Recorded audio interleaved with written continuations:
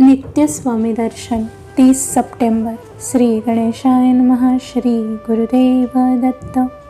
माझ्या प्राणप्रिय स्वामी भक्तांनो, या अष्टांग योगाच्या निमित्ताने एकच गोष्ट आवर्जून सांगायची आहे की यम, नियम, आसन, प्राणायाम आणि प्रत्याहार या पहिल्या 5 पायऱ्या तुम्ही नीटपणे प्रथम पार करा, तरच स्वामींच्या नामस्मरणात तुम्ही अखंडपणे जगू शकाल.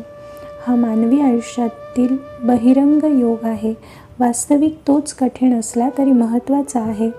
धारणा, ध्यान आणि समाधी ही त्रिपुटी त्यानंतर अगदी सहजपणे साधली जाईल. या 8 पायऱ्या परिश्रमपूर्वक आपल्या जीवनात प्रत्येक स्वामी भक्ताने पार करणे आवश्यक आहे. तरच धर्मपरायणता, सदाचरण, सतायुष्य आपल्या जगत असलेल्या स्वामी स्मरणात सहजपणे डोकावते. स्वामी आपले शारीरिक आणि मानसिक स्वास्थ्य सांभाळतात हे तेव्हा लक्षात येते. म्हणून तुम्हाला मी पुन्हा पुन्हा सांगतो की स्वामी समर्थांचे नित्य स्मरण करा, त्यांच्याच नामात सतत गर्क राहा. आपल्या कर्तव्य कर्मात कुठल्याही प्रकारचा प्रमाद घडणार नाही याची आटोकाट काळजी घ्या, तरच जगत असलेल्या आयुष्यातल्या आनंदाचे मोकळे शिवार लाभेल. हे स्थूल शरीर कुठल्या ना कुठल्या वळणावर एके दिवशी भस्ममय होणार आहे याची जाणीव ठेवून जगा, तरच अहंकाराचे भस्म त्वरित होईल. एक स्वामी हेच सत्य आणि शाश्वत आहे हे लक्षात ठेवून आपल्या प्रत्येक श्वासात त्यांचे नाम गुंफा.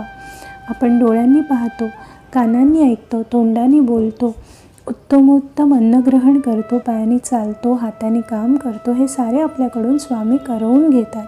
ही श्रद्धा मनात ठेवून तुम्ही जर स्वामी नामाला आपल्या श्वासातून गुंफलेत तर आयुष्याचा कायापालट झाल्याशिवाय राहणार नाही. एक कायम लक्षात ठेवा की स्वामींच्या सत्तेने हे शरीर चालते, बोलते, विचार करते, खाते, पिते. ही श्रद्धा आपल्याला स्वामी स्मरणांचे खरे भान देते. म्हणून मी तुम्हाला सांगतो की या अष्टांग योगाच्या 8 पायऱ्या ओलांडण्याचा प्रयत्न करा.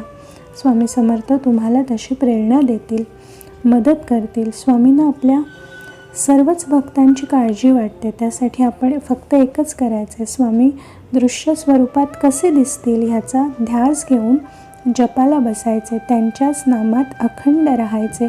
स्वामींचे दर्शन निश्चित होईल. श्री गुरुदेव दत्त. श्री गुरुदेव दत्त.